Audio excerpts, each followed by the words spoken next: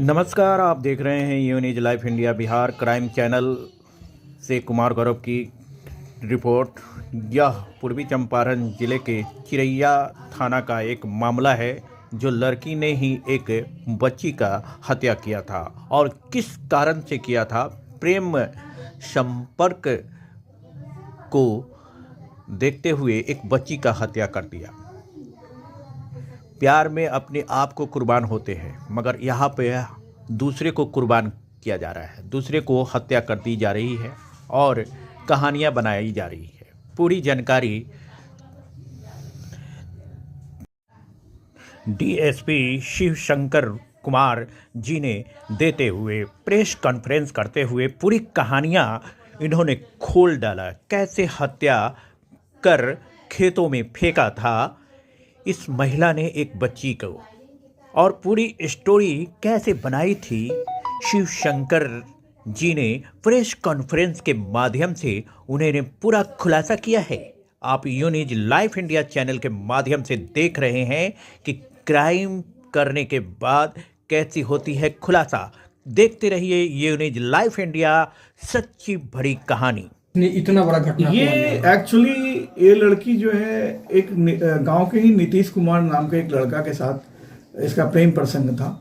उसके साथ ये इसका इंटरनल अफेयर्स भी था और इसको पसंद नीतीश के घर वाले, चाहे इसके घर वाले भी नहीं करते थे। और इसी के कारण नीतीश के जो दादा हैं राम अयोध्या जी, वो इसके साथ गाली गलौज भी किए थे शिल्पी के साथ जो अभियुक्त है। और गाली गलौज करने के बाद जैसा सुनने में आया कि कुछ इसको लपड़ थप्पड़ भी हुआ था इस लड़की को।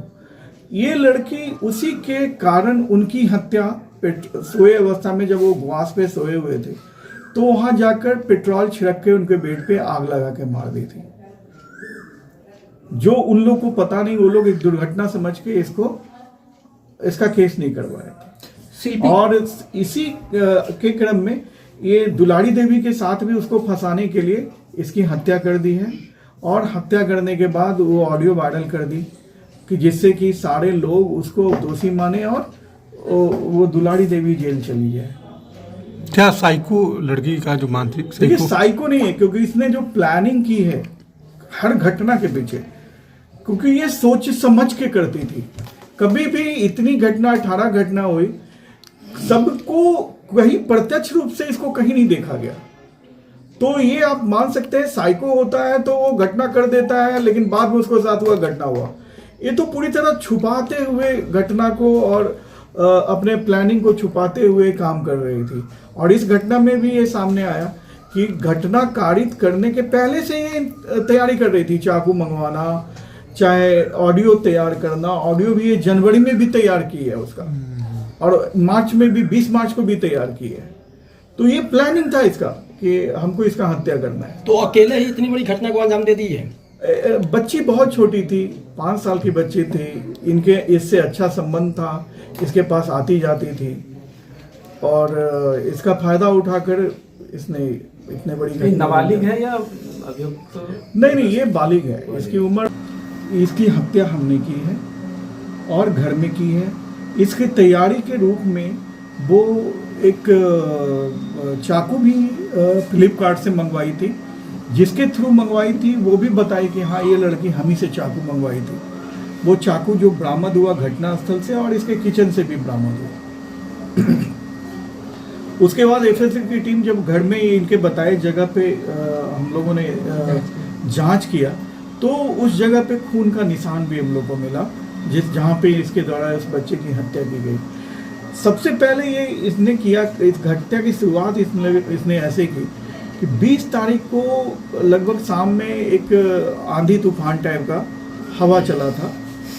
उसके बाद बारिश भी हल्की फुल्की हुई थी। उसी समय ये जो मृतका अंशिका है, वो इसके घर के सामने एक कुआं है, कुआं पे के पास खेल रही थी। तो ये इसको बुलाने के बाद उसको अपने पास बैठाई, चूँकि पहले से आती जाती थी मृतका उसके पास।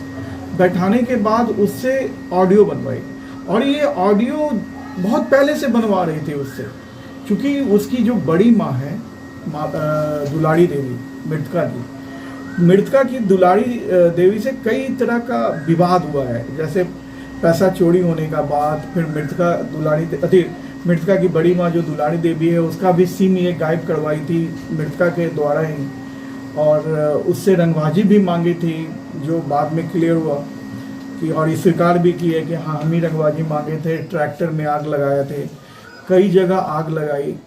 तो ये सारी घटना जो हो रही थी उस सबको जब इसने इसी में उसको ये लगा जिस से भी विवाद हुआ, तो इसकी बड़ी माँ से जो विवाद हुआ तो वो ऑडियो में अपनी बड़ी माँ को दोष ठहराने के लिए उससे कई तरह का ऑडियो बनवाई लड़की से मृतका से, और उसको वो वायरल की थी।